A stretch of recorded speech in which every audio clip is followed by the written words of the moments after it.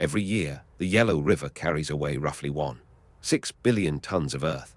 That is where its name comes from. The water isn't really yellow. It's full of a plateau dissolving. The dust comes from here, the Loess Plateau in north-central China, an area the size of France, blanketed in fine wind-blown silt hundreds of meters deep, and by the 1990s, one of the most eroded places on the entire planet. In 1995, an American ecologist and filmmaker named John D. Liu came here with a camera hired to document a World Bank restoration project. What he saw first was the ruin. Farmers scratched a living from slopes so steep the soil simply washed off with every rain. The land was poor because it was bare, and it was bare because the people were poor. That is the trap. Here is the puzzle that runs through the whole story. If you know the fix, plant trees, hold the soil, why does it keep failing? Why had this plateau kept getting worse for centuries? The answer was walking across the hills on 4 legs. Free-range goats. They ate every seedling the moment it appeared. A goat is cheap, mobile wealth for a poor family, but a hillside full of them is a machine for keeping land dead. So planting alone was never going to work. You could green a slope in spring and watch it stripped bare by autumn. The obvious fix failed because it ignored why the land was being kept bare in the first place. The project that Liu filmed did something less obvious and far harder. It treated the ecology and the economy as one problem. First, reshape the land itself. Bulldozers and thousands of hands cut the steep slopes into level terraces, wide green steps that held the rain instead of shedding it, and the soil instead of losing it. Second, and this was the pivot, they banned free-range grazing outright. The goats and sheep came off the open hills and were penned. Farmers were paid and given fodder and better animals to make the switch.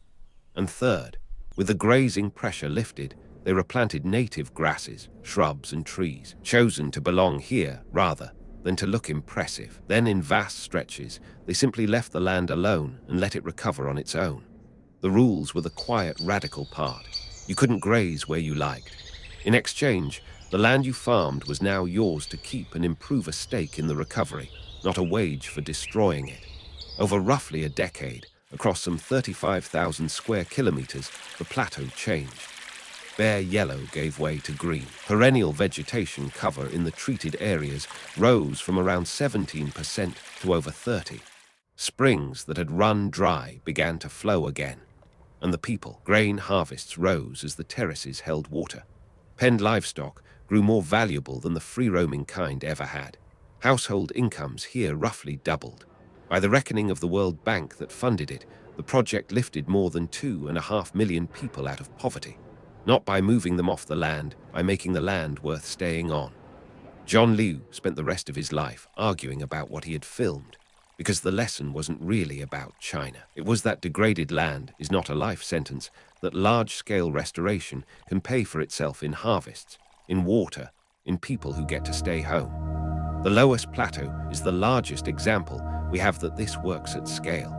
The question it leaves us with is the one worth chasing. How many other ruined places are just waiting for the right set of rules? I've put the full breakdown in the description, the project design, the numbers behind the recovery, and Liu's own footage of before and after. If this changed how you see a barren hillside, that's where to go deeper.